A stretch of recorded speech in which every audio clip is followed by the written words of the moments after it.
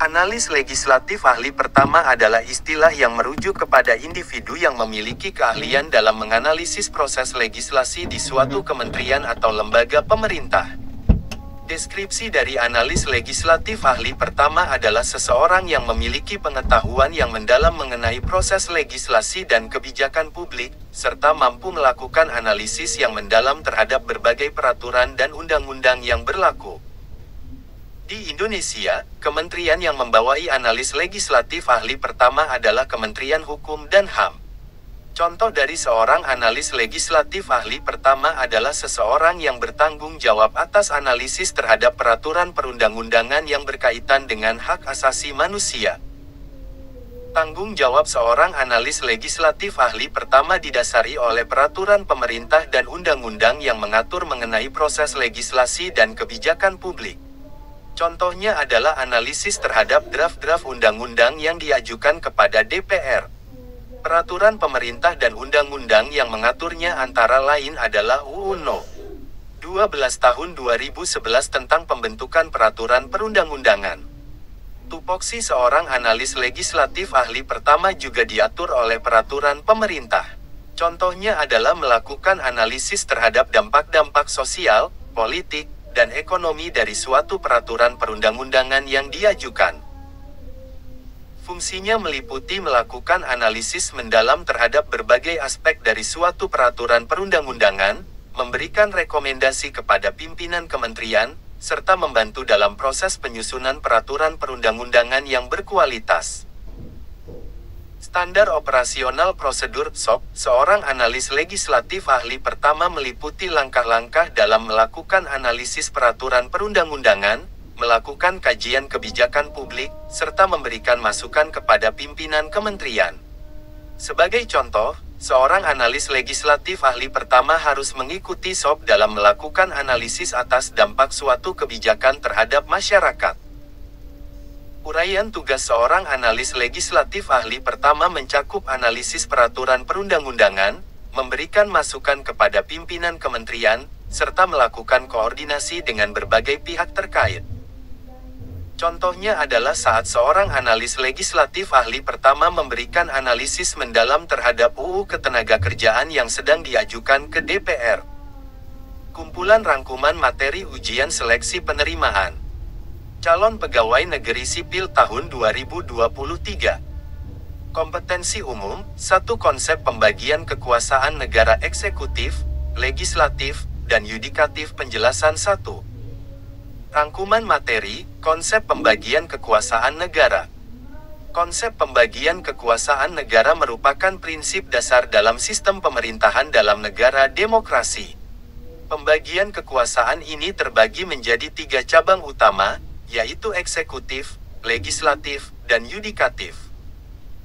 Ketiga cabang ini memiliki fungsi dan tugas masing-masing dalam menjalankan pemerintahan dan menegakkan keadilan di negara. Pertama, cabang eksekutif memiliki tugas untuk menjalankan kebijakan dan program-program pemerintahan. Kepala negara dan kepala pemerintahan termasuk dalam cabang eksekutif. Contoh dari cabang eksekutif adalah presiden dan menteri-menteri dalam kabinet. Kedua, cabang legislatif memiliki tugas untuk membuat undang-undang. Para anggota legislatif, seperti DPR dan DPD, merupakan perwakilan rakyat yang bertugas menyusun dan menjalankan fungsi legislasi. Contoh dari cabang legislatif adalah DPR yang membuat undang-undang, anggaran, serta melakukan pengawasan terhadap kebijakan pemerintah. Ketiga, cabang yudikatif memiliki tugas untuk menegakkan hukum dan keadilan. Mahkamah Konstitusi adalah contoh dari cabang yudikatif yang bertugas untuk memeriksa undang-undang yang bertentangan dengan konstitusi, serta mengadili perkara-perkara hukum lainnya. Dalam praktiknya, ketiga cabang ini saling berhubungan dan saling mengontrol satu sama lain untuk mencegah terjadinya penyalahgunaan kekuasaan. Pembagian kekuasaan negara ini juga dikenal dengan istilah checks and balances, yang mencegah terjadinya kekuasaan mutlak dari salah satu cabang ke cabang yang lain. Pembagian kekuasaan negara merupakan prinsip yang penting dalam sistem pemerintahan demokrasi. Dengan adanya pembagian kekuasaan ini, diharapkan terciptanya keseimbangan kekuasaan dan perlindungan terhadap hak asasi manusia serta kebebasan berserikat. Contoh dari kekuasaan eksekutif adalah presiden yang memiliki wewenang untuk menjalankan kebijakan pemerintah, seperti membuat peraturan pemerintah, perpres, dan kebijakan-kebijakan lainnya. Contoh dari kekuasaan legislatif adalah DPR yang memiliki wewenang untuk membuat undang-undang, seperti Undang-Undang UU tentang Pemilu, UU tentang Keuangan Negara, dan lain-lain. Contoh dari kekuasaan yudikatif adalah Mahkamah Konstitusi yang memiliki wewenang untuk menguji undang-undang yang bertentangan dengan konstitusi dan mengadili perkara-perkara hukum lainnya. Dalam praktiknya, ketiga cabang kekuasaan negara ini saling berhubungan dan mengontrol satu sama lain untuk mencegah terjadinya penyalahgunaan kekuasaan serta menjaga keseimbangan kekuasaan di dalam negara. Dengan pemahaman konsep pembagian kekuasaan negara, diharapkan calon pegawai negeri sipil yang akan menempati posisi analis legislatif ahli pertama memiliki pemahaman yang baik tentang sistem pemerintahan dan prinsip-prinsip demokrasi yang ada dalam negara. Semoga mereka dapat menjalankan tugasnya dengan baik dan dapat memberikan kontribusi positif dalam pembangunan negara. Penjelasan 2. Pembagian kekuasaan negara adalah suatu konsep yang mendasar dalam sistem pemerintahan suatu negara. Konsep ini mengatur cara negara membagi kekuasaan antara tiga cabang kekuasaan utama, yaitu eksekutif, legislatif, dan yudikatif, untuk memastikan adanya keseimbangan kekuasaan dan mencegah terjadinya penyalahgunaan kekuasaan. Pertama, cabang eksekutif bertanggung jawab atas pelaksanaan kebijakan dan administrasi negara. Biasanya dipimpin oleh seorang kepala negara atau presiden. Cabang eksekutif mengelola kebijakan publik, menjalankan program pemerintah, dan mengawasi pelaksanaan hukum. Contoh dari cabang eksekutif adalah pemerintah pusat di Indonesia, yang dipimpin oleh seorang presiden dan ditunjang oleh kementerian-kementerian yang menjalankan fungsi-fungsi pemerintahan. Kedua, cabang legislatif memiliki wewenang untuk membuat undang-undang dan bertanggung jawab atas pengawasan terhadap kebijakan pemerintah. Biasanya terdiri dari parlemen atau badan legislatif yang dipilih oleh rakyat. Cabang legislatif memiliki peran penting dalam menentukan kebijakan publik dan menyeimbangkan kekuasaan dengan cabang eksekutif. Di Indonesia, cabang legislatif diwakili oleh Dewan Perwakilan Rakyat (DPR) yang memiliki wewenang untuk membuat undang-undang dan mengawasi kebijakan pemerintah. Ketiga, cabang yudikatif memiliki tugas untuk menegakkan hukum dan menyelesaikan sengketa hukum. Cabang ini terdiri dari lembaga-lembaga pengadilan yang independen dan bersifat netral dalam menegakkan hukum, serta memiliki kekuasaan untuk mengadili pelanggaran hukum dan memutuskan sengketa antara individu atau antara individu dengan pemerintah. Contoh dari cabang yudikatif adalah Mahkamah Konstitusi di Indonesia, yang bertugas untuk menafsirkan UUD 1945 dan memutuskan perselisihan hasil pemilihan umum. Pembagian kekuasaan negara yang seimbang antara cabang eksekutif, legislatif, dan yudikatif menjadi landasan utama dalam mewujudkan prinsip checks and balances dalam sistem pemerintahan. Hal ini memastikan agar tidak ada kekuasaan yang berlebihan di tangan satu cabang kekuasaan, sehingga mencegah terjadinya penyalahgunaan kekuasaan atau diktatorisme dalam pemerintahan. Dengan demikian, konsep pembagian kekuasaan negara menjadikan negara lebih demokratis dan adil dalam menjalankan pemerintahan. Dalam konteks penerimaan calon pegawai negeri sipil untuk formasi analis legislatif ahli pertama, pemahaman tentang konsep pembagian kekuasaan negara merupakan hal yang sangat penting. Seorang analis legislatif harus mampu memahami peran serta fungsi dari ketiga cabang kekuasaan negara tersebut, serta bagaimana hubungan dan dinamika di antara mereka. Dengan pemahaman yang mendalam tentang konsep ini, seorang analis legislatif akan mampu mengkaji dan menganalisis kebijakan-kebijakan pemerintah serta proses legislasi dengan lebih komprehensif, sehingga dapat memberikan kontribusi yang berharga dalam memperkuat prinsip demokrasi dan good governance di negara. Dalam ujian seleksi kompetensi bidang analis legislatif ahli pertama, calon pegawai negeri sipil diharapkan mampu menjawab pertanyaan-pertanyaan terkait konsep pembagian kekuasaan negara, termasuk contoh konkret dari implementasi konsep tersebut di Indonesia. Selain itu, calon pegawai negeri sipil juga perlu mampu mengidentifikasi dampak-dampak dari ketidakseimbangan kekuasaan di antara cabang-cabang kekuasaan tersebut, serta memberikan solusi-solusi yang tepat dalam meningkatkan keseimbangan dan keadilan dalam sistem pemerintahan. Dengan demikian, pemahaman yang mendalam tentang konsep pembagian kekuasaan negara akan menjadi modal penting bagi calon pegawai negeri sipil dalam mengemban tugas sebagai analis legislatif di lingkungan pemerintahan. 2. Konsep sistem pembentukan peraturan perundang-undangan. Penjelasan 1. Rangkuman materi, konsep sistem pembentukan peraturan perundang-undangan. Pengertian peraturan perundang-undangan. Peraturan perundang-undangan merupakan suatu aturan hukum yang dibuat oleh lembaga yang berwenang, baik itu lembaga legislatif maupun lembaga eksekutif. Peraturan ini memiliki tujuan untuk mengatur tata tertib dan kehidupan bermasyarakat. Proses pembentukan peraturan perundang-undangan. Proses pembentukan peraturan perundang-undangan dimulai dengan inisiatif pembentukan, pengkajian, pembahasan, pengesahan, dan promulgasi. Inisiatif pembentukan dilakukan oleh lembaga yang berwenang, kemudian dilakukan pengkajian mendalam terhadap kebutuhan akan peraturan tersebut. Setelah itu, peraturan tersebut akan dibahas di tingkat lembaga legislatif atau eksekutif, yang kemudian diadakan pengesahan untuk kemudian diumumkan kepada masyarakat. Jenis-jenis peraturan perundang-undangan. Jenis-jenis peraturan perundang-undangan antara lain adalah undang-undang, UU, peraturan pemerintah, PP, peraturan presiden, Perpres, peraturan daerah, Perda, dan peraturan bupati, wali kota. Undang-undang dihasilkan oleh lembaga legislatif, sedangkan peraturan lainnya dihasilkan oleh lembaga eksekutif. Contoh, proses pembentukan undang-undang di Indonesia. Sebagai contoh, proses pembentukan undang-undang di Indonesia dimulai dengan inisiatif pembentukan yang dapat berasal dari lembaga legislatif, presiden, atau laporan masyarakat. Setelah inisiatif tersebut diusulkan, maka akan dilakukan pembahasan di tingkat DPR dan dibahas dalam rapat paripurna. Setelah pembahasan selesai, UU tersebut akan disahkan secara bersama-sama oleh DPR dan presiden, kemudian diumumkan kepada masyarakat. Pentingnya keterbukaan dalam pembentukan peraturan perundang-undangan. Keterbukaan dalam pembentukan peraturan perundang-undangan sangat penting untuk menjamin keadilan dan kepentingan masyarakat. Melalui keterbukaan, masyarakat dapat memberikan masukan dan partisipasi dalam proses pembentukan peraturan, sehingga dapat tercipta peraturan yang lebih adil dan sesuai dengan kebutuhan masyarakat.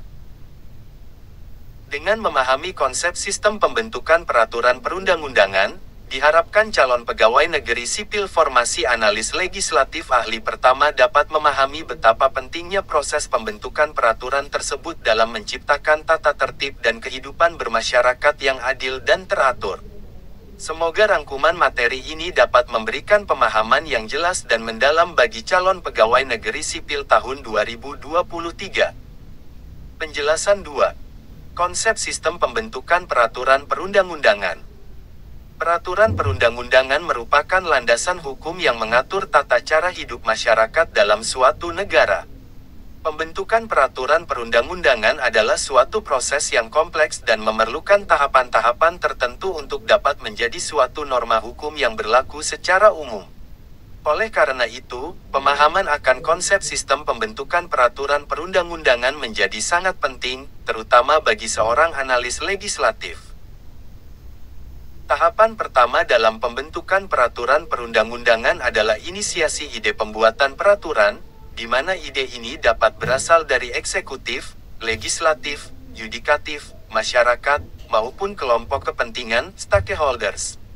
Misalnya, ide untuk membuat UU Kesehatan Masyarakat didorong oleh kebutuhan akan perlindungan masyarakat dari ancaman penyakit dan penyehatan lingkungan. Tahap kedua adalah penyusunan rancangan peraturan perundang-undangan, di mana setiap rancangan harus melalui analisis yang mendalam agar dapat memenuhi aspek kebutuhan dan keadilan dalam masyarakat. Sebagai contoh, dalam penyusunan UU Kesehatan Masyarakat, Analisis tentang dampak kesehatan masyarakat dan kebutuhan rumah sakit di berbagai daerah menjadi sangat penting. Tahap ketiga adalah pembahasan di lembaga legislatif atau pemerintah, di mana setiap rancangan akan dibahas secara intensif untuk memperoleh persetujuan bersama. Misalnya, UU Kesehatan Masyarakat akan dibahas di parlemen untuk memperoleh masukan-masukan dari anggota legislatif yang mewakili berbagai kelompok masyarakat. Tahap keempat adalah penetapan peraturan perundang-undangan, di mana setiap rancangan yang telah disahkan akan dijadikan sebagai norma hukum yang berlaku. Proses ini biasanya melibatkan pihak eksekutif sebagai pemberi persetujuan terakhir sebelum menjadi undang-undang.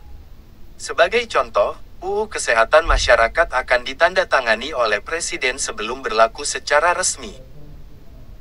Tahap terakhir adalah evaluasi dan implementasi, di mana peraturan yang telah ditetapkan akan dievaluasi kembali untuk melihat apakah dapat diterapkan secara efektif dan efisien.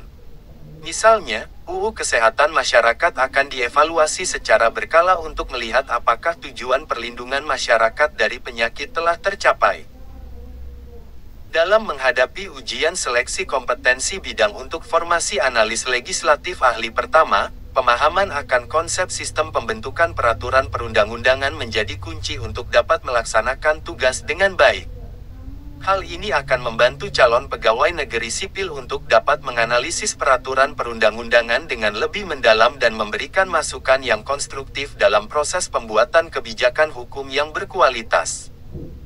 Kompetensi khusus 1 UUMD 3. Penjelasan 1. Rangkuman materi analis legislatif ahli pertama. Pada seleksi kompetensi bidang untuk penerimaan calon pegawai negeri sipil tahun 2023, salah satu formasi yang ditawarkan adalah analis legislatif ahli pertama.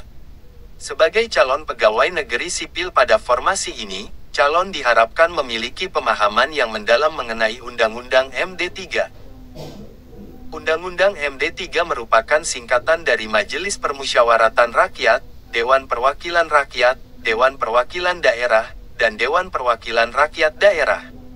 Undang-undang ini mengatur mengenai tata cara pelaksanaan pemilihan umum, komposisi, susunan, dan tata cara pelaksanaan tugas-tugas lembaga legislatif di Indonesia. Dalam seleksi kompetensi bidang, para calon pegawai negeri sipil akan diuji tentang pemahaman mereka mengenai UUMD 3, termasuk hal-hal seperti prosedur pemilihan umum, komposisi lembaga legislatif, serta tugas dan kewenangan mereka.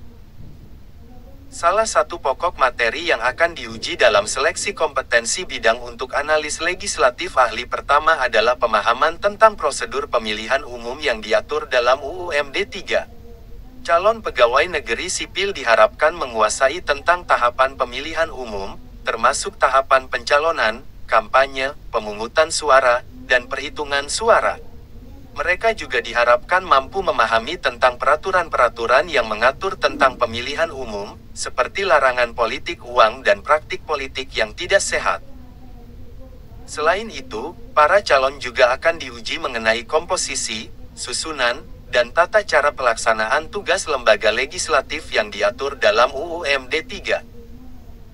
Mereka diharapkan memiliki pemahaman yang mendalam mengenai struktur dan fungsi dari lembaga legislatif, serta mengenai peran dan tanggung jawab anggota-anggota legislatif. Materi ini mencakup tentang pembentukan fraksi, pembentukan pimpinan lembaga legislatif, serta prosedur-prosedur lain yang mengatur tentang tugas-tugas lembaga legislatif. Tidak hanya itu, para calon juga akan diuji mengenai tugas dan kewenangan lembaga legislatif menurut UUMD 3. Mereka diharapkan mampu memahami tugas-tugas lembaga legislatif dalam membuat undang-undang, melakukan pengawasan, dan mengambil keputusan-keputusan penting dalam pembangunan negara. Sebagai contoh, calon pegawai negeri sipil dapat diberikan soal tentang tahapan-tahapan dalam prosedur pemilihan umum menurut UUMD 3, seperti tahapan pendaftaran calon, kampanye, hingga pemungutan suara. Mereka juga dapat diberikan soal tentang susunan pimpinan lembaga legislatif yang diatur dalam UUMD 3, termasuk tentang fraksi-fraksi di lembaga legislatif dan kewenangan masing-masing fraksi. Contoh lainnya adalah calon dapat diberikan soal tentang tugas dan kewenangan lembaga legislatif dalam pembentukan undang-undang, pengawasan, dan pengambilan keputusan. Dalam rangkuman materi ini, para calon pegawai negeri sipil diharapkan mampu mendalami UUMD 3 secara menyeluruh, termasuk pemahaman tentang prosedur pemilihan umum, komposisi lembaga legislatif, serta tugas dan kewenangan mereka. Pemahaman yang mendalam akan menjadi modal penting bagi calon pegawai negeri sipil ini dalam menjalankan tugasnya sebagai analis legislatif ahli pertama. Penjelasan 2. Rangkuman materi UUMD 3 untuk calon pegawai negeri sipil. Pada seleksi kompetensi bidang untuk formasi analis legislatif ahli pertama, calon pegawai negeri sipil diharapkan memiliki pemahaman yang mendalam mengenai Undang-Undang MD 3. UUMD 3 merupakan salah satu undang-undang yang mengatur tentang Majelis Permusyawaratan Rakyat, Dewan Perwakilan Rakyat, Dewan Perwakilan Daerah, dan Dewan Perwakilan Rakyat Daerah. Sebagai calon analis legislatif, pemahaman yang baik mengenai UUMD 3 akan menjadi modal utama dalam menjalankan tugas dan tanggung jawab sebagai pegawai negeri sipil di bidang legislasi. Poin-poin penting yang perlu dipahami dalam UUMD 3 antara lain. 1. Kedudukan, tugas, dan wewenang DPR dalam UUMD 3, diatur mengenai kedudukan, tugas, dan wewenang DPR, yang salah satunya mencakup pembentukan peraturan perundang-undangan. DPR juga memiliki kewenangan dalam melakukan pengawasan terhadap kinerja pemerintah dan lembaga negara lainnya. Contoh, DPR memiliki kedudukan yang kuat dalam menetapkan undang-undang, seperti dalam pembahasan RUU yang berkaitan dengan kepentingan masyarakat. 2. Tata tertib DPR. UUMD 3 juga mengatur mengenai tata tertib DPR, yang mencakup prosedur pelaksanaan sidang, pembentukan fraksi, tata cara penyusunan program kerja, dan mekanisme pengambilan keputusan di DPR. Contoh, tata tertib DPR menentukan peran masing-masing anggota DPR dalam proses legislasi dan pengambilan keputusan di lembaga tersebut. 3. Sanksi dan pengaduan dalam UUMD 3, diatur pula mengenai sanksi bagi anggota DPR yang melanggar tata tertib, serta mekanisme pengaduan terhadap anggota DPR yang dianggap melanggar etika dan tata tertib.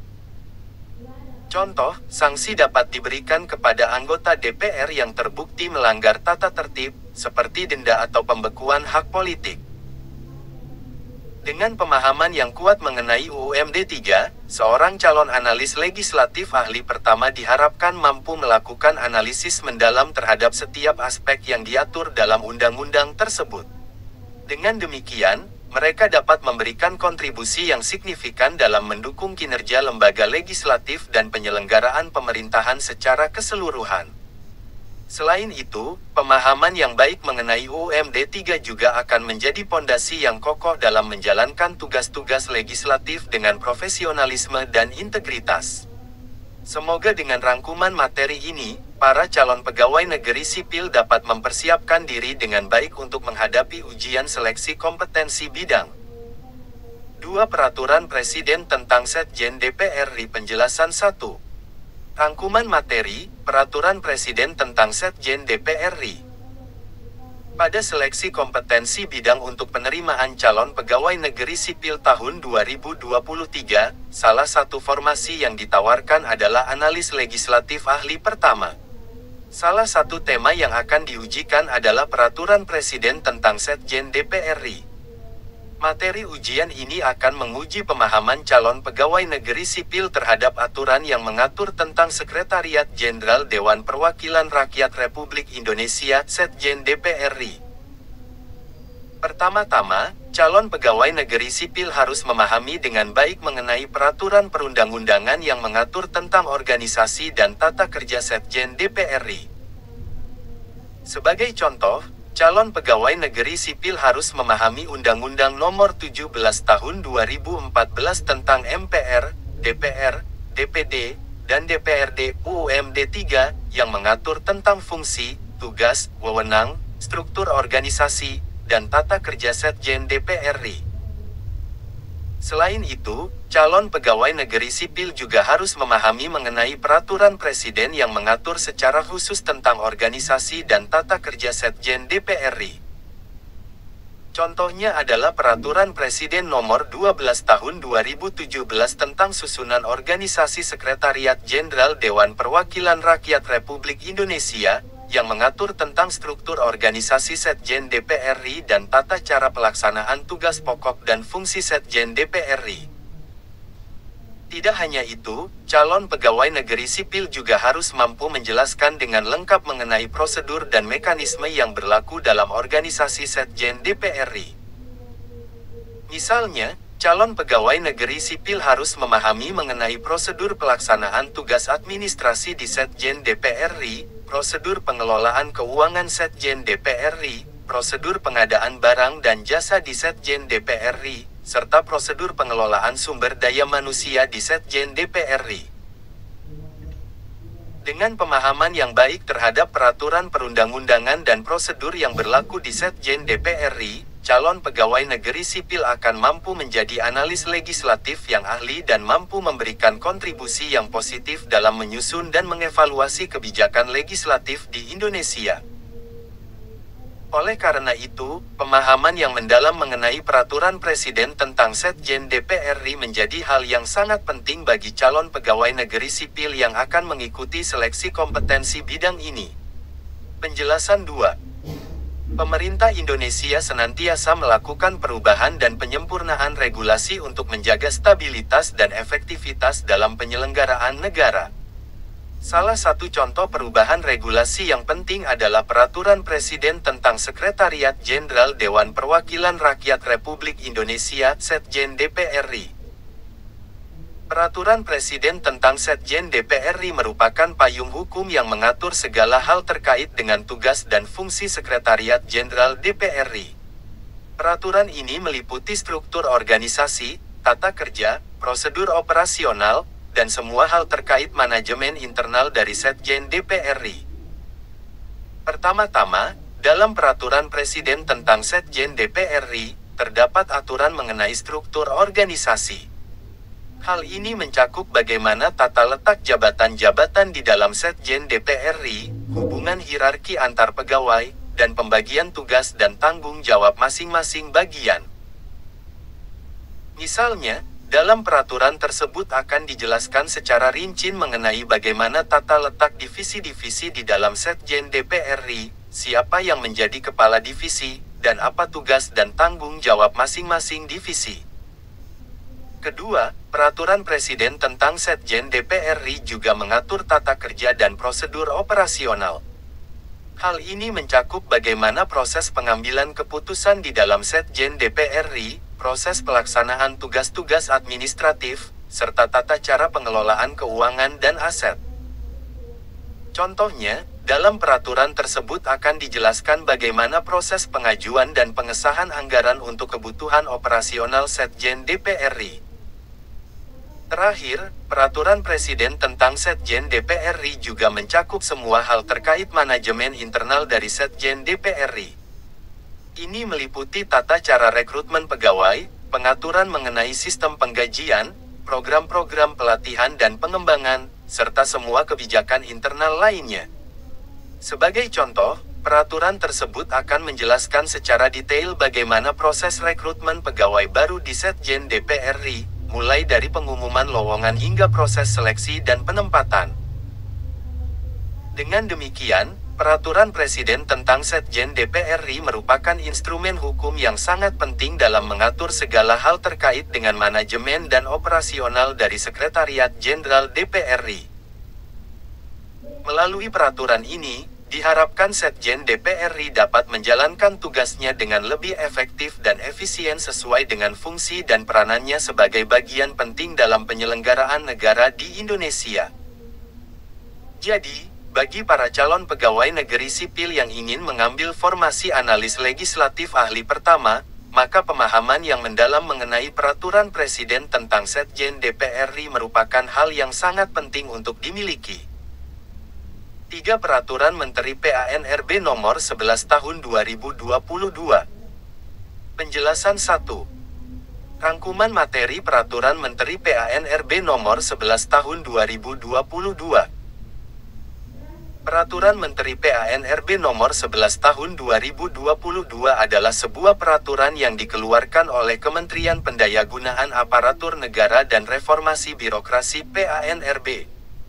Peraturan ini membahas mengenai tata cara dan prosedur penerimaan calon pegawai negeri sipil CPNS pada tahun 2023 untuk formasi analis legislatif ahli pertama. Materi yang terdapat dalam Peraturan Menteri PANRB Nomor 11 Tahun 2022 meliputi beberapa pokok utama, yaitu 1. Persyaratan umum 2. Tata cara pendaftaran 3. Seleksi administrasi 4. Seleksi kompetensi bidang 5. Penetapan hasil seleksi 6. Penempatan dan pengangkatan CPNS. Penjelasan lengkap 1. Persyaratan umum dalam peraturan ini dijelaskan mengenai persyaratan umum yang harus dipenuhi oleh setiap pelamar CPNS. Persyaratan umum tersebut antara lain adalah kewarganegaraan Indonesia, sehat jasmani dan rohani, tidak pernah dihukum penjara atau kurungan berdasarkan putusan pengadilan yang telah mempunyai kekuatan hukum tetap karena melakukan tindak pidana kejahatan, serta memenuhi persyaratan pendidikan dan kompetensi sesuai dengan formasi yang dilamar. Contoh, jika seseorang ingin melamar sebagai analis legislatif ahli pertama, maka dia harus memenuhi persyaratan pendidikan minimal sarjana dengan jurusan yang sesuai dan memiliki kompetensi di bidang analisis legislatif. 2. Tata cara pendaftaran. Peraturan ini juga mengatur tata cara pendaftaran CPNS, termasuk waktu dan tempat pendaftaran, dokumen yang harus disiapkan, serta prosedur pengisian formulir pendaftaran. Contoh, pendaftar harus mendaftar secara online melalui portal resmi yang disediakan oleh Kementerian PANRB dan mengunggah dokumen-dokumen pendukung seperti ijazah, transkrip nilai, dan dokumen lainnya sesuai dengan ketentuan yang berlaku. 3. Seleksi administrasi. Dalam peraturan ini dijelaskan mengenai proses seleksi administrasi yang meliputi pengecekan persyaratan dokumen, verifikasi data, dan validasi dokumen pelamar. Contoh, setelah pendaftaran ditutup, panitia seleksi akan melakukan pengecekan berkas-berkas pelamar untuk memastikan bahwa semua dokumen yang terkait dengan persyaratan telah lengkap dan valid. 4. Seleksi kompetensi bidang. Peraturan ini juga mengatur mengenai proses seleksi kompetensi bidang yang meliputi ujian tertulis, wawancara, dan atau asesmen lain sesuai dengan kebutuhan formasi yang dilamar. Contoh, bagi pelamar analis legislatif ahli pertama, seleksi kompetensi bidang dapat meliputi ujian tertulis mengenai analisis kebijakan publik, wawancara mengenai pemahaman tentang peraturan legislasi, dan asesmen lainnya yang relevan. 5. Penetapan hasil seleksi. Peraturan ini juga mengatur mengenai proses penetapan hasil seleksi, termasuk pengumuman hasil seleksi dan prosedur pengajuan keberatan. Contoh, setelah seleksi selesai, panitia seleksi akan melakukan penetapan hasil seleksi dan mengumumkan nama-nama pelamar yang lolos seleksi. 6. Penempatan dan pengangkatan CPNS. Peraturan ini juga mengatur mengenai proses penempatan dan pengangkatan CPNS yang telah lolos seleksi. Contoh, para CPNS yang lolos seleksi akan ditempatkan di unit kerja yang sesuai dengan kebutuhan dan akan diangkat sebagai pegawai negeri sipil sesuai dengan ketentuan yang berlaku. Dengan adanya Peraturan Menteri PANRB Nomor 11 Tahun 2022, diharapkan proses penerimaan CPNS tahun 2023 dapat berjalan dengan jujur, adil, dan transparan sesuai dengan ketentuan yang berlaku. Para calon pegawai negeri sipil diharapkan untuk mematuhi setiap ketentuan yang terdapat dalam peraturan ini agar dapat mengikuti proses seleksi dengan baik. Penjelasan 2. Peraturan Menteri PANRB Nomor 11 Tahun 2022 mengatur tentang prosedur penerimaan calon pegawai negeri sipil CPNS pada tahun 2023. Materi ini penting untuk dipelajari oleh calon pegawai negeri sipil agar dapat mempersiapkan diri dengan baik dalam mengikuti seleksi kompetensi bidang.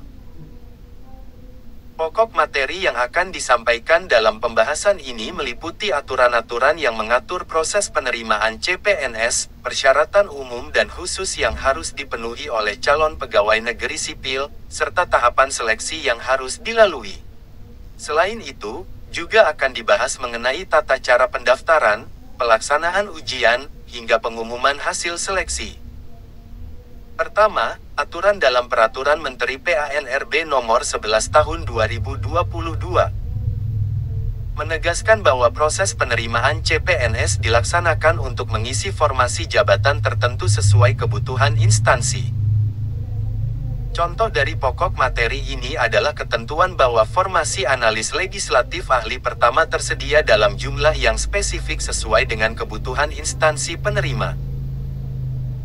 Kedua, dalam hal persyaratan umum dan khusus, Peraturan Menteri PANRB Nomor 11 Tahun 2022 mengatur tentang persyaratan yang harus dipenuhi oleh para calon pegawai negeri sipil.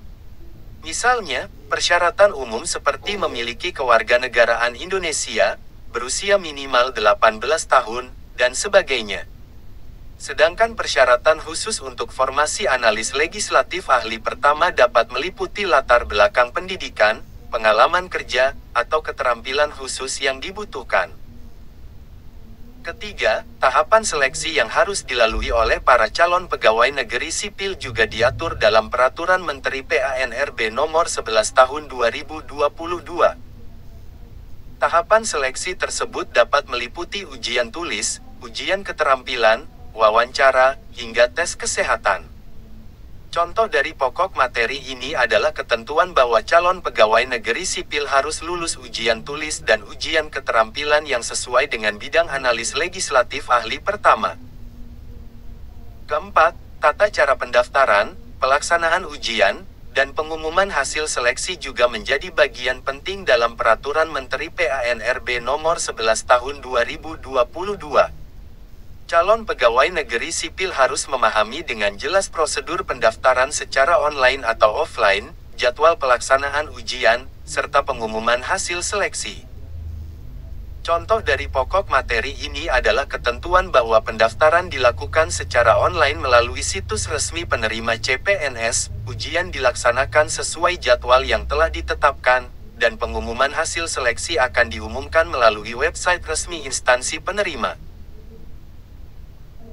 Dengan memahami dan mempelajari dengan seksama materi yang terdapat dalam Peraturan Menteri PANRB Nomor 11 Tahun 2022, diharapkan para calon pegawai negeri sipil dapat mempersiapkan diri secara optimal dalam menghadapi seleksi kompetensi bidang untuk formasi analis legislatif ahli pertama pada tahun 2023.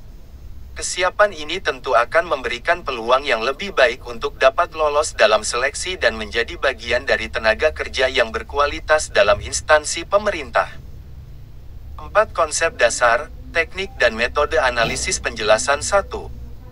Pentingnya konsep dasar, teknik, dan metode analisis bagi analis legislatif ahli pertama.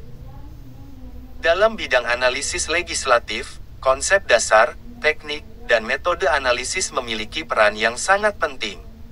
Hal ini dikarenakan analisis legislatif memerlukan pemahaman yang mendalam terhadap berbagai aspek hukum dan regulasi yang berlaku.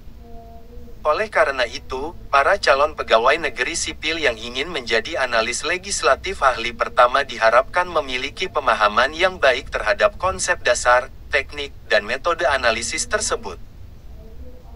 Konsep dasar analisis legislatif meliputi pemahaman tentang proses pembuatan undang-undang, struktur hukum di Indonesia, dan peran serta fungsi lembaga legislatif.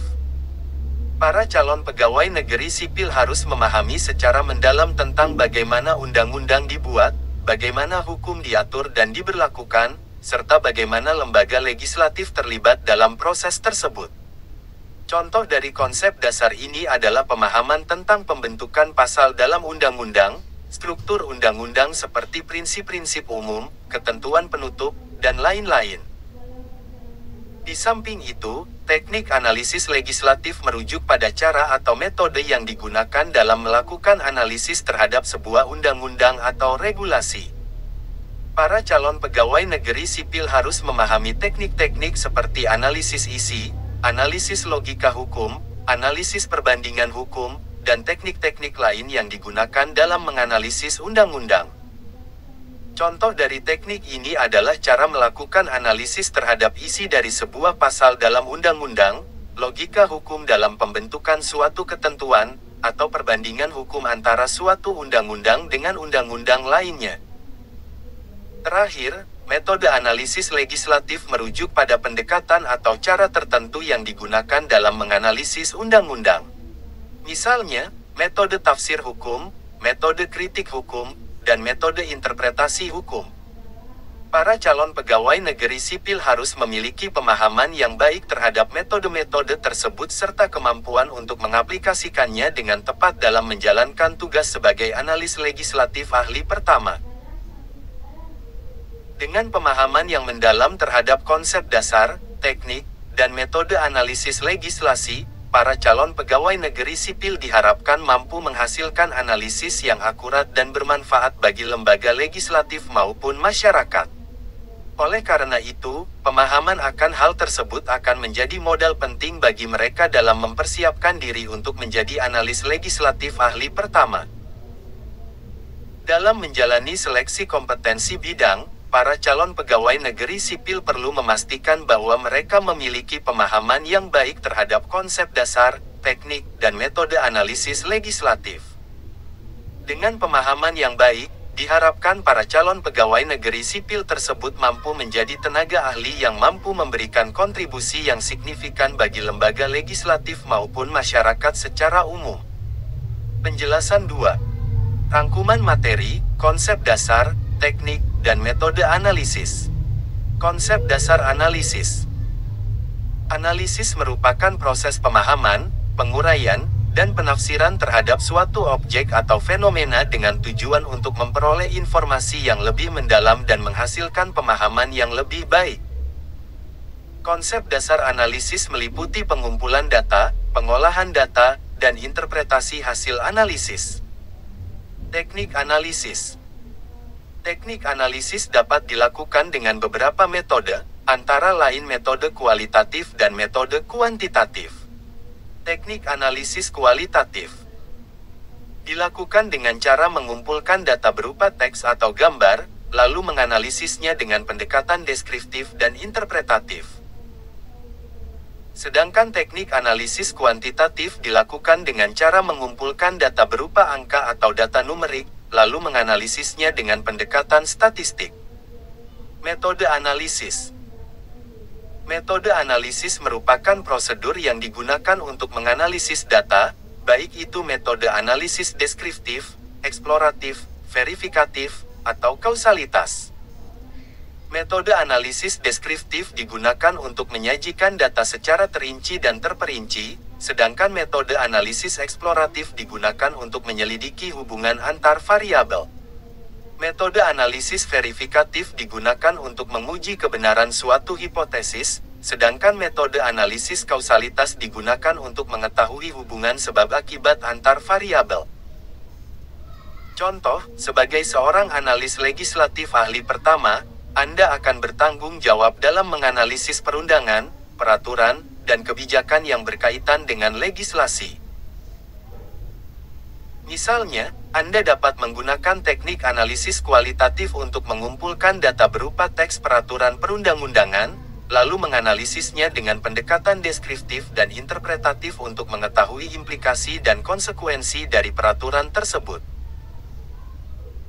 Selain itu, Anda juga dapat menggunakan teknik analisis kuantitatif untuk menganalisis data jumlah peraturan yang dikeluarkan dalam kurun waktu tertentu, sehingga dapat memberikan informasi mengenai tren legislasi di suatu negara atau daerah. Dalam proses analisis, Anda dapat menggunakan metode analisis deskriptif untuk menyajikan data mengenai peraturan perundang-undangan secara terinci, atau menggunakan metode analisis kausalitas untuk menguji hubungan sebab akibat antar peraturan yang dikeluarkan. Dengan memahami konsep dasar, teknik, dan metode analisis secara mendalam, Anda akan mampu melakukan analisis legislatif dengan lebih baik dan akurat, sehingga dapat memberikan kontribusi yang signifikan dalam pembuatan kebijakan publik. 5 konsep analisis deskriptif penjelasan 1. Rangkuman materi analisis deskriptif. Analisis deskriptif adalah metode analisis yang digunakan untuk menggambarkan dan menganalisis suatu fenomena atau kejadian secara rinci dan mendalam. Tujuan dari analisis deskriptif adalah untuk memberikan gambaran yang jelas dan detail mengenai suatu topik atau subjek. Untuk lebih memahami konsep analisis deskriptif, berikut ini akan dijelaskan pokok-pokok materi beserta contoh dari setiap pokok materi tersebut. 1. Deskripsi fenomena atau kejadian. Deskripsi fenomena atau kejadian merupakan tahap awal dari analisis deskriptif. Pada tahap ini, objek atau subjek yang akan dianalisis akan diuraikan secara mendetail, baik dari segi karakteristik fisik maupun non-fisiknya. Contohnya, jika kita ingin melakukan analisis deskriptif mengenai tingkat partisipasi masyarakat dalam pemilu, maka kita akan menguraikan secara detail mengenai data partisipasi masyarakat dalam pemilu di berbagai daerah. 2. Interpretasi data. Setelah melakukan deskripsi fenomena atau kejadian, langkah selanjutnya dalam analisis deskriptif adalah melakukan interpretasi data. Pada tahap ini, data yang telah diuraikan akan dianalisis lebih lanjut untuk menemukan makna atau pola yang terdapat di dalamnya.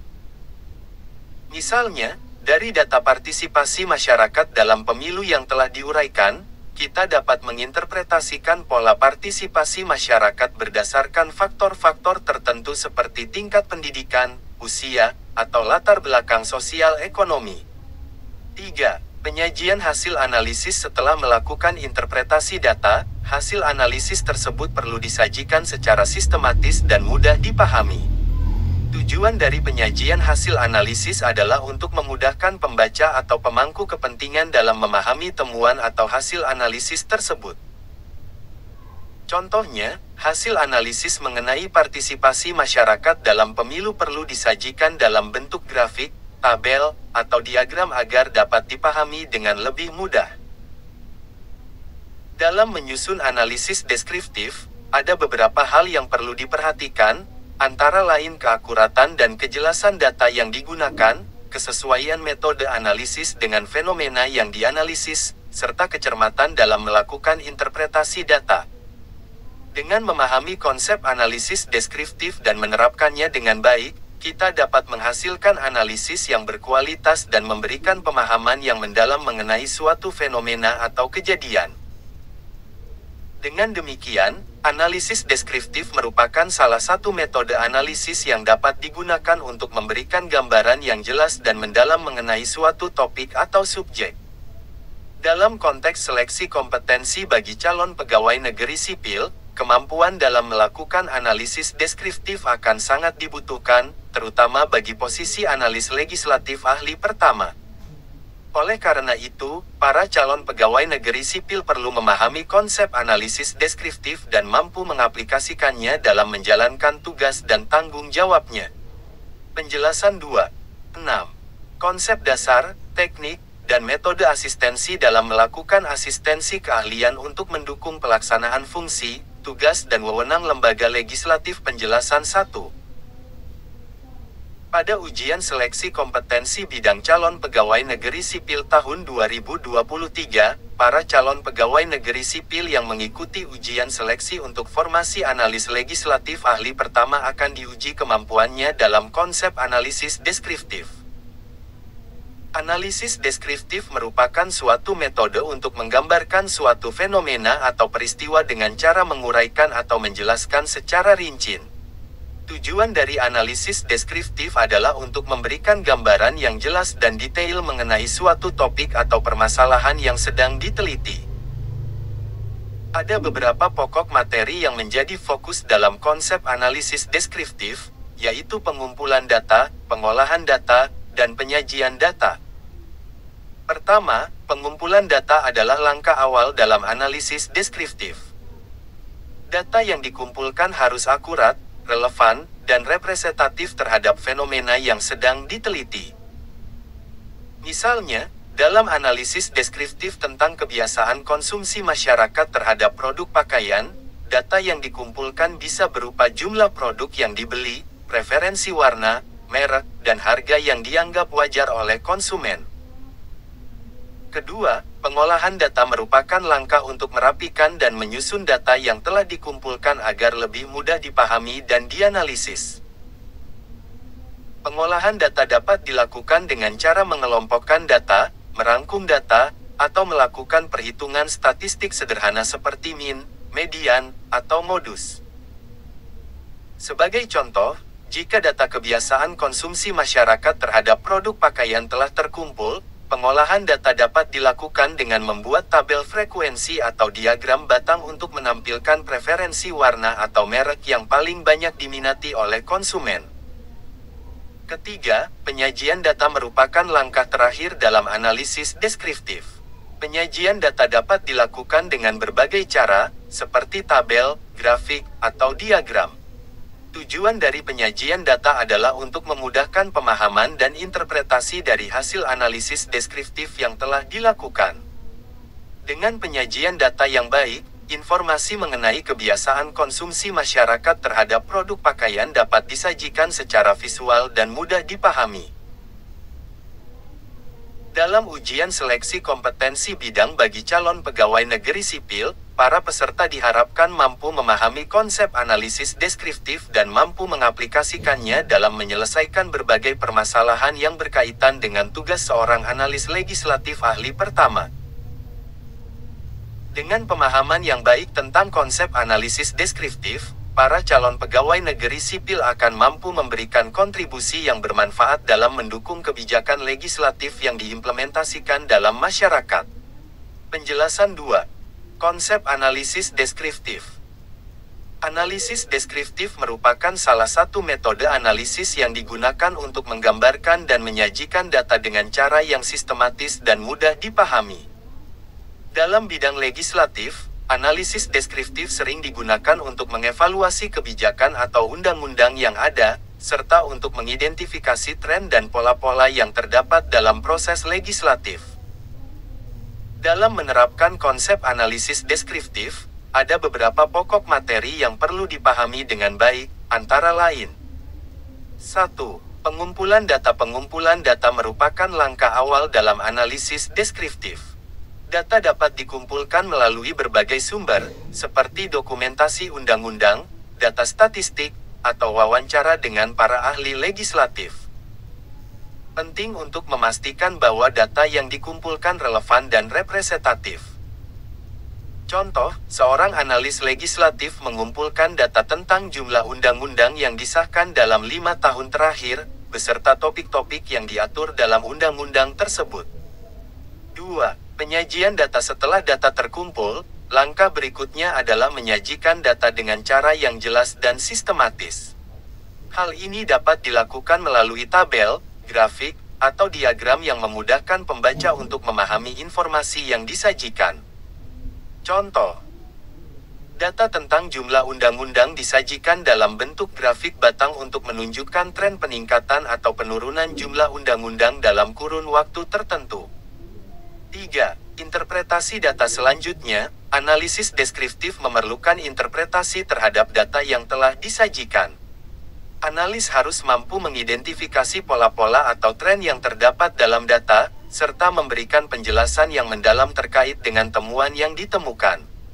Contoh, setelah menyajikan data tentang jumlah undang-undang, analis menemukan bahwa terdapat peningkatan yang signifikan dalam jumlah undang-undang yang disahkan dalam 2 tahun terakhir. Hal ini dapat diinterpretasikan sebagai respons terhadap perubahan kondisi sosial dan ekonomi di masyarakat. 4. Pembuatan laporan. Langkah terakhir dalam konsep analisis deskriptif adalah pembuatan laporan yang memuat hasil analisis data. Laporan tersebut harus disusun dengan cara yang sistematis dan logis, serta memberikan rekomendasi atau implikasi kebijakan yang relevan. Contoh, berdasarkan analisis deskriptif yang dilakukan, analis legislatif menyusun laporan yang menyajikan temuan-temuan serta rekomendasi terkait dengan perluasan cakupan undang-undang tertentu untuk merespons perubahan pola sosial masyarakat. Dalam menjalankan tugas sebagai analis legislatif ahli pertama, pemahaman yang baik terhadap konsep analisis deskriptif akan sangat membantu dalam mengevaluasi kebijakan atau undang-undang yang ada. Dengan memahami pokok-pokok materi tersebut dan menerapkannya dalam situasi nyata, seorang calon pegawai negeri sipil di bidang analis legislatif akan mampu memberikan kontribusi yang signifikan dalam pengembangan kebijakan legislatif yang lebih baik. 7 konsep dan teknik pemaparan hasil analisis penjelasan 1. Konsep dan teknik pemaparan hasil analisis pengantar analisis legislatif merupakan salah satu bidang penting dalam pemerintahan yang memerlukan keahlian khusus dalam menganalisis berbagai peraturan undang-undang dan kebijakan legislasi. Seorang analis legislatif ahli pertama harus mampu memahami konsep dan teknik pemaparan hasil analisis dengan baik. Dalam esai ini, akan dijelaskan rangkuman materi tentang konsep dan teknik pemaparan hasil analisis legislatif beserta contoh dari masing-masing pokok materi tersebut. Konsep pemaparan hasil analisis. Pemaparan hasil analisis merupakan proses penyampaian temuan dan kesimpulan dari hasil analisis legislatif kepada pihak terkait. Seorang analis legislatif perlu menjelaskan secara jelas dan terstruktur mengenai hasil analisis yang telah dilakukan, sehingga dapat dipahami dan dipertimbangkan oleh pemangku kebijakan. Pemaparan hasil analisis juga harus didasarkan pada data yang akurat, metodologi analisis yang valid, serta disampaikan secara objektif. Teknik pemaparan hasil analisis. Terdapat beberapa teknik yang dapat digunakan dalam pemaparan hasil analisis legislatif, antara lain adalah 1. Penggunaan data dan fakta yang relevan. Seorang analis legislatif perlu menggunakan data dan fakta yang relevan dan dapat dipertanggungjawabkan untuk mendukung hasil analisis yang disampaikan. Contoh, saat melakukan analisis terhadap sebuah peraturan, seorang analis legislatif menyertakan data jumlah pasal yang berubah dari versi sebelumnya dan versi terbaru peraturan tersebut. 2. Penggunaan grafik dan tabel. Grafik dan tabel dapat membantu memvisualisasikan hasil analisis secara lebih jelas dan mudah dipahami oleh pihak terkait. Contoh, seorang analis legislatif menggunakan grafik batang untuk menunjukkan perubahan jumlah pasal dalam sebuah peraturan dari waktu ke waktu. 3. Penyajian kesimpulan yang konkret. Pemaparan hasil analisis harus dilengkapi dengan kesimpulan yang konkret dan dapat dijadikan dasar pertimbangan bagi pemangku kebijakan. Contoh, seorang analis legislatif menyimpulkan bahwa perubahan jumlah pasal dalam sebuah peraturan memiliki dampak positif terhadap efektivitas implementasi kebijakan tersebut. Kesimpulan, dalam pemaparan hasil analisis legislatif, seorang analis legislatif perlu memahami konsep dan teknik yang tepat guna untuk menyampaikan hasil analisis secara jelas, akurat, dan dapat dipertanggungjawabkan. Dengan demikian, hasil analisis tersebut dapat menjadi dasar pertimbangan bagi pemangku kebijakan dalam pengambilan keputusan terkait peraturan undang-undang dan kebijakan legislasi. Penjelasan 2. Materi analisis legislatif ahli pertama. Konsep dan teknik pemaparan hasil analisis. Pertanyaan utama dalam analisis legislatif adalah bagaimana suatu peraturan atau undang-undang dapat dianalisis secara mendalam untuk kemudian dapat dipaparkan dengan baik. Dalam analisis legislatif, ada beberapa pokok materi yang perlu dipahami dengan baik dan dikuasai. Konsep analisis legislatif. Pertama-tama, dalam konsep analisis legislatif, calon pegawai negeri sipil perlu memahami bahwa analisis legislatif adalah proses mengurai, mengkaji, dan menilai undang-undang atau peraturan dari berbagai segi. Analisis legislatif bertujuan untuk memberikan gambaran yang komprehensif tentang suatu peraturan, sehingga setiap aspek dan implikasinya dapat dipahami secara menyeluruh. Contoh, seorang analis legislatif yang baik akan mampu mengurai pasal-pasal dalam sebuah undang-undang secara terperinci dan memahami implikasi dari setiap pasal tersebut. Teknik pemaparan hasil analisis. Setelah melakukan analisis legislatif, Tahap selanjutnya adalah memaparkan hasil analisis tersebut. Pemaparan hasil analisis harus dilakukan dengan teknik yang tepat agar informasi yang disampaikan dapat dipahami oleh para pemangku kepentingan dengan baik. Contoh, seorang analis legislatif yang mahir akan menggunakan teknik pemaparan seperti membuat ringkasan, diagram, atau presentasi yang jelas untuk menyampaikan hasil analisis kepada atasan atau pihak terkait. Pentingnya pemaparan hasil analisis. Pemaparan hasil analisis sangat penting, karena hasil analisis yang tidak dipaparkan dengan baik bisa menyebabkan informasi yang diperoleh menjadi tidak bermanfaat.